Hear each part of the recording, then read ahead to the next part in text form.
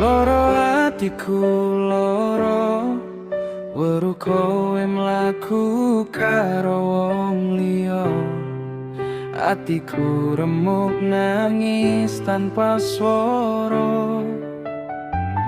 Aku ngerti aku ora bondo apa-apa, duweku mung tresno sing tak simpen ning jero dodo.